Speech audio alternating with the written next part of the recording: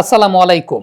সিলেট টেস্টের প্রথম দিনে বাংলাদেশ যে কয়েক ওভার বোলিং করেছে সেই কয়েক ওভারের বোলিং বিশ্লেষণ করতে গিয়ে রাতের বেলা একটা ভিডিওতে আমরা আপনাদেরকে দেখিয়েছিলাম যে প্রথম টেস্টের প্রথম ইনিংসও বাংলাদেশের পেস বোলাররা যে ভুলটা করেছিলেন, দ্বিতীয় টেস্টের প্রথম ইনিংসের প্রথম দিনটা তো সেই ভুলটাই তারা করছেন। সেটা হচ্ছে অনেক বেশি মাত্রায় অ্যাটাকিং লেন্থে বোলিং করছেন, একদম ব্যাটের সামনে বল দিচ্ছেন, ড্রাইভিং স্লটে বল দিচ্ছেন এবং এই লেন্থটা মূলত এই ধরনের উইকেট অনুযায়ী খুব বেশি কার্যকরী না। এবং আমরা একটা সাজেশন দিয়েছিলাম যে আলটিমেটলি লেন্থটা একটু পেছনের দিকে পেছানোর জন্য।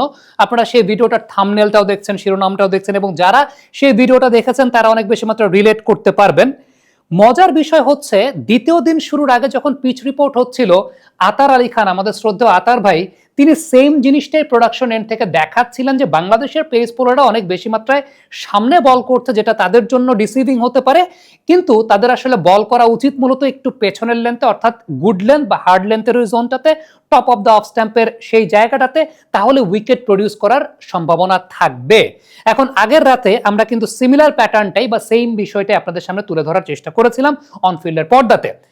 আমরা আজকে একটা বিষয় লক্ষ্য করেছি ফ্রম দ্য ভেরি বিগিনিং, বাংলাদেশের পেস বোলাররা কিন্তু যে বিষয়টা ডেটা অ্যানালাইসিস বলে, ওয়ার্ল্ড ওয়াইড ডেটা অ্যানালাইসিস যেই করেন না কেন একই জিনিস বের করবেন, সেম লেন্থটাতে বাংলাদেশের পেস বোলাররা বোলিং করে যাচ্ছিলেন এবং Taskin Ahmed by courtesy of that back to back দুটা উইকেট কিন্তু প্রথম দিনে, দ্বিতীয় দিনের প্রথম সেশনে তিনি গ্র্যাব আপ করেছেন ওই সিমিলার লেন্থে বোলিং করেই, একদম পারফেক্ট ওই লেন্থটাতে বোলিং করেই কিন্তু তাসকিন আহমেদ দুটা উইকেট প্রডিউস করেছেন। সো আগের রাতে আমরা যে বিষয়টা বলেছিলাম বা পরের দিন পিচ রিপোর্টের সময় আতার ভাই যে বিষয়টা বলেছেন, এই বিষয়টা কিন্তু টোটালি ডেটা অ্যানালাইসিসের বিষয় এবং সেই ডেটা অ্যানালাইসিসের জায়গাটা কিন্তু প্রমাণিত হয়েছে পরবর্তী সময় যে বাংলাদেশ টিম তাদের আগের দিনের যে বোলিং প্ল্যানটা ছিল সেই বোলিং প্ল্যান থেকে বেরিয়ে এসে তারা কিন্তু দ্বিতীয় দিনটাতে আমরা দেখতে পেয়েছিলাম যে একদম পারফেক্ট অ্যানালাইসিস করে এবং বোলারদের এক্সিকিউশনের জায়গাটাও সেম প্যাটার্নটাই ছিল।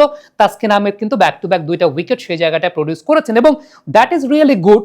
যে প্রথম দিন হয়তো একটা ডিফারেন্ট প্ল্যানে তারা সাজানোর চেষ্টা করছিলেন, তারা চেষ্টা করছিলেন যে এই যে লেন্থটা আছে এই লেন্থটাতে বোলিং করিয়ে পাকিস্তানের বাহাতি ব্যাটসম্যানদেরকে ড্রাইভ করতে প্রলুব্ধ করা এবং সে ড্রাইভ করতে গেলে তারা আউটসাইড এজ হবে। বাট আলটিমেটলি যে বিষয়টা ঘটে সেটা হচ্ছে আপনি যখন এত বেশি সামনে বল করবেন, বল কিন্তু খুব বেশি এয়ার টাইম পাবে না মুভ করার জন্য। সো আমাদের আগের ভিডিওটার কথা ছিল যেটা, সেটা হচ্ছে হ্যাঁ, এটা যদি আপনি এরকম একটা লেন্থে বলটা করতে পারেন তাইলে হয়তো বা বলটা একটু এয়ার টাইম পায় এবং আউটসাইড এজ হওয়ার মুভ করার টাইম পায়, আউটসাইড এজ হওয়ার সম্ভাবনা থাকে। আর যদি সেটাও আপনি না পারেন, আমাদের সেই ভিডিওতে বলা ছিল, সেটাও আপনি না পারেন, গুড লেন্থের যে এই জোনটা আছে এই জোনটায় ডিসিপ্লিন বোলিং করে যাওয়াটাই বেটার, কারণ এটাই আপনাকে উইকেট টেকিং চান্সটা ক্রিয়েট করাবে। এবং it's really good to see যে আমাদের প্রোডাকশন এন্ড থেকেও বর্তমানে ইমাগো প্রোডাকশন করছে, তারাও কিন্তু সেই জায়গাটা বেশ ভালো মতো তুলে ধরার চেষ্টা করেছে পিচ রিপোর্টের সময় এবং আতার ভাই খুব সুন্দর করে এক্সপ্লেন করে দিচ্ছিলেন যে আসলে এই লেন্থটাতে বোলিং করলে পরে আলটিমেটলি উইকেট আসার সম্ভাবনা আছে এবং দ্যাট রিয়েলি হ্যাপেন্ড এবং পাকিস্তানি ব্যাটাররা কিন্তু সেই জায়গাটায় ডিসিপ্ট হয়েছেন। So it's really good to see যে বাংলাদেশের বোলিং স্ট্যান্ডার্ড অনেক বৃদ্ধি পেয়েছে, তারা ভুল থেকে ইমিডিয়েট শিক্ষা নিয়ে তাদের বোলিং প্ল্যান পরিবর্তন করতে জানে এবং বোলিং প্ল্যান পরিবর্তন করে তারা কিন্তু উইকেট পিক করতেও জানে। আমি স্পিনারদের প্রশংসাও বলবো যে সাউথ শাকিল যে সময়টা ব্যাটিং করছিলেন, আপনি যদি লক্ষ্য করে দেখেন মেহেদী হাসান মিরাজ কিন্তু তাকে খুব কন্টেইনিং বোলিং করে যাচ্ছিলেন, তাকে বেস্ট কন্টেইনিং করে তাকে ফ্রাস্ট্রেটেড করছিলেন, তিনি রান বের করতে পারছিলেন না। আপনি খেয়াল করে দেখবেন যে প্রত্যেকটা বল কিন্তু সাউথ শাকিলের কাছে মানে এমন একটা জায়গায় ছিল যেখানে আসলে তিনি ডিফেন্ড করতে, বক ডাউন করে ডিফেন্ড করতে বাধ্য হচ্ছিলেন। এখন এরকম করতে করতে করতে করতে একসময় আউট অফ ফ্রাস্ট্রেশন একটা রাশ সুইপ শট খেলতে গেছেন, এগেইনস্ট দ্য টার্ন খেলতে গেছেন এবং he just lost his wicket, তিনি তার উইকেটটা হারিয়ে ফেলেছেন। এবং দ্যাট ইজ দ্য থিং, আমার কাছে মনে হয় যে বাংলাদেশের বোলিং ইউনিটটা এই জায়গাটা অনেক বেশি মাত্রা ডিসিপ্লিন। মিরাজের 100% ক্রেডিট দিতে হবে এই জায়গাটাতে যে হিজ বিন ট্রিমেন্ডাস বলতে যেভাবে বোলিং মেনটেন করে যাচ্ছেন, কন্টেইনিং বোলিং করছেন। আমরা এর আগের টেস্টেও বলছিলাম যে এর আগের টেস্টের প্রথম ইনিংসে যখন পাকিস্তান ব্যাটিং করছিল, বাংলাদেশের প্রাপ্তির জায়গাটা ছিল যে বাংলাদেশের স্পিনাররা ভালো বোলিং করেছে। আপনি তাইজুল ইসলামের কথা যদি বলেন, তাইজুল ইসলামও কিন্তু প্রত্যেকটা উইকেট তাইজুল ইসলামকে যেটা দিয়েছে, এর আগে দেখবেন যে সুইপ করতে গিয়ে সালমান আলী আগা আউট হয়েছেন, সেটাও কিন্তু out of frustration. Taijul loopy ball দিয়েছিলেন, ফ্লাইটের দিয়েছিলেন, সেখানে সুইপ করতে গিয়ে শর্টস খেলতে গিয়ে আউট হয়েছে বা উইকেটটা দিয়েছে। হ্যাঁ, আমি বলবো সাজিদ খান যখন ব্যাটিং করতে নেমেছেন তাইজুল ইসলামের প্ল্যানটা হয়তো একটু ভুল ছিল। তাইজুল ইসলাম হয়তো বা ওই যে আবার অ্যাটাকিং বোলিং, উইকেট লাভের আশায় সাজিদকে টস আপ ডেলিভারি দিয়েছেন, সাজিদ সেটা এক্সিকিউট করে রান লিক করে ফেলেছেন।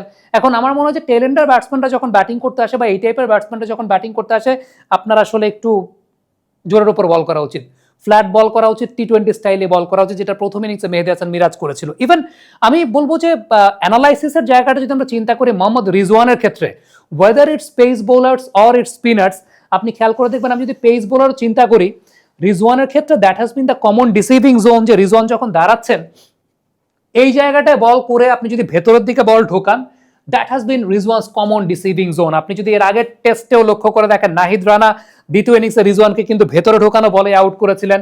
আপনি ওয়ানডে সিরিজ যদি চিন্তা করে দেখেন, তাসকিন আহমেদ রিজওয়ানকে এই জায়গা থেকে ভেতরে ঢোকানো বলেই কিন্তু আউট করেছিলেন। স্পিনার এগেনস্টও রিজওয়ানকে আপনি বিগত সময়গুলোতে যদি লক্ষ্য করে দেখেন, তাহলে কিন্তু খেয়াল করে দেখবেন যে একটু সামনের এই জায়গা থেকে যখন বল ভেতরের দিকে আসে বা স্ট্রেট যখন আসে, তখনই রিজওয়ান কিন্তু টার্নের ফরে খেলতে গিয়ে ব্যাট প্যাডের মাঝখানে ফাঁক থাকে, তিনি আউট হয়ে যান। তাইজুল ইসলাম আজকে যে বলটায় মোহাম্মদ রিজওয়ানকে আউট করেছেন, আমার কাছে মনে হয় যে it was the gem of a delivery এবং পারফেক্টলি অন প্ল্যান। রিজওয়ানের ক্ষেত্রে যে বিষয়টা ঘটে সেটা হচ্ছে, আপনি এরকম একটা জায়গা থেকেই আপনি যখন বল ভেতরের দিকে ঢোকাবেন বা বলটা তার লাইনকে হোল্ড করবে, এই ধরনের বলের এগেইনস্টে কিন্তু রিজওয়ান অনেক বেশি মাত্রায় ডিসিভড হন, এবং সেটা whether it's for the pace bowlers or it's for the spin bowlers, Rizwan এইভাবে আউট হন এবং এইভাবেই কিন্তু উইকেট পিক করেছেন। নাহিদ রানা তিনি বাবর আজমকে টাফ টাইম দেবেন, আমরা সিরিজ শুরুর আগেই আপনাদের কাছে বলেছিলাম, আপনারা যারা সেই ভিডিওটা দেখেননি আরেকবার দেখে আসতে পারেন। অ্যারন হার্ডি একটা মন্তব্য করেছিলাম যে বাবর আজম নাহিদ রানার পেস খেলতেই চাবেন না, এরকম একটা ব্যাপার বলেছিলেন। এবং নাহিদ রানা এখন পর্যন্ত 39টা বল করেছেন বাবর আজমকে, তিনবার উইকেট নিয়েছেন বাবর আজমের, এবং আজকে যেভাবে উইকেট নিয়েছেন নাহিদ রানা বাবর আজমের, সেটাও কিন্তু একটা পারফেক্ট প্ল্যান সেট আপ ছিল। কারণটা হচ্ছে, আপনি আউট হওয়ার আগের বলগুলো যেগুলো বাবর ফেস করছিলেন, সেগুলো যদি লক্ষ্য করে দেখেন, প্রত্যেকটা বল বাবর আজম ব্যাকফুটে খেলছিলেন, কারণ তাকে ব্যাকফুটে খেলার মতোই বল দেওয়া হচ্ছিল। অফ স্ট্যাম্পের বাইরে ব্যাক অফ দ্য লেন্থের বল, এটা নিয়ে আমরা আরো একটা ভিডিও করেছি, জাস্ট এই ভিডিওতে আমরা একটা সামারি দিচ্ছি, আরো একটা ভিডিও আমরা আলাদা করেই করেছি এই ব্যাপারটা নিয়ে। Outside of stump, back of the length ball, Babar Azam বারবার কিন্তু সেই ব্যাকফুটে গিয়ে খেলছেন। এবং যখন নাহিদ রানা বুঝলেন যে ওকে বাবর এই জায়গাটায় অভ্যস্ত হয়ে গেছেন, ওই সময়টাই বলটা করলেন তাকে ফ্রন্ট ফুটে খেলার মতো, এবং যখনই ফ্রন্ট ফুটে খেলার মতো বল করলেন, বাবর কিন্তু সেই জায়গাটায় আলটিমেটলি পুরোপুরি কনফিউজড হয়ে গিয়ে তার উইকেটটা সেই জায়গায় দিয়ে আসলেন। এমন না যে বলটা খুব ভালো ছিল, বাট বলের সেটআপটা খুব ভালো ছিল, কারণ আগের বলগুলো নাহিদ রানা বাবর আজমকে করেছিলেন ব্যাক অফ দ্য লেন, যে ব্যাক অফ দ্য লেন থেকে আলটিমেটলি বাবর আজম ব্যাকফুটেই খেলছিলেন। অল অফ আ সাডেন একটা বল যখন আলটিমেটলি এসেছে, বাবর আজম কিন্তু ওয়েট করছিলেন ব্যাকফুটেই, কিন্তু হঠাৎ করে যখন ফ্রন্ট ফুটের বলটা এসেছে, বাবর আজম ব্যালেন্সটা রাখতে পারেন নাই, ওই জায়গাটা কন্ট্রোল করতে পারেন না। ঠিক এই জায়গা থেকে যদি আমরা একটু দেখাই আপনাদেরকে, বাবরকে নাহিদ ইনিশিয়ালি এইখানে বল করে তাকে ব্যাকফুটে খেলতে সেট আপ, যে জাস্ট আন্ডার হিজ আইস তিনি বলগুলোকে ড্যাপ করবেন। সো বাবর এইটার জন্য প্রিপেয়ার ছিলেন, ফ্রন্ট ফুটটা এরকম লুজই ছিল।